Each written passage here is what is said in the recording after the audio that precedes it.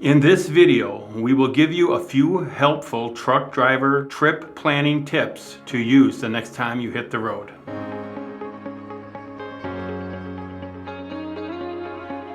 Things I want to avoid as a driver, I would want to avoid low bridges, restricted truck routes, construction, tolls, heavy traffic. You want to make sure you have all those planned out, and that's where the atlas would come into place. Things I would utilize for mapping would be an atlas. I would use Google Maps. I would use Apple Maps. I would use the local navigation on my tablet. I would use the written directions from the work assignment that I was given. Road closures is a big one. Construction, tolls, big cities with a lot of traffic, with slow or non-moving traffic.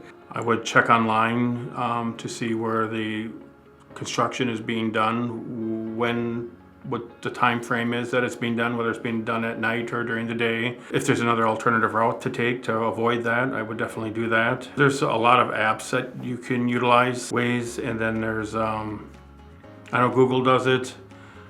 They give live feeds of construction and slowdowns. The state of Wisconsin has a service, 511, that you can call, or you can access it online.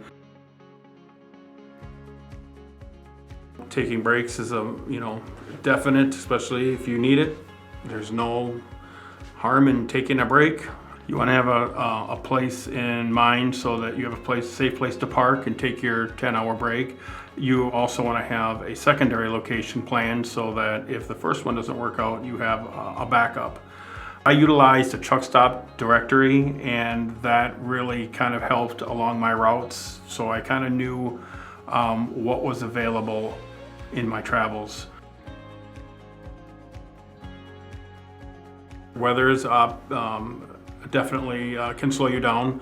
If it's snowing or icy, you're going to have to cut your speed in half or even more.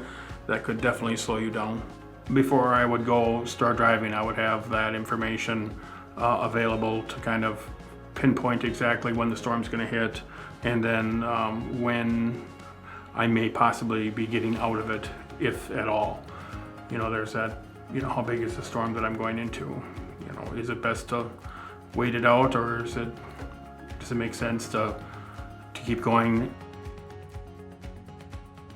You have, obviously your rush hour and your peak travel times. You want to adjust it so that you make it through and that you're not sitting.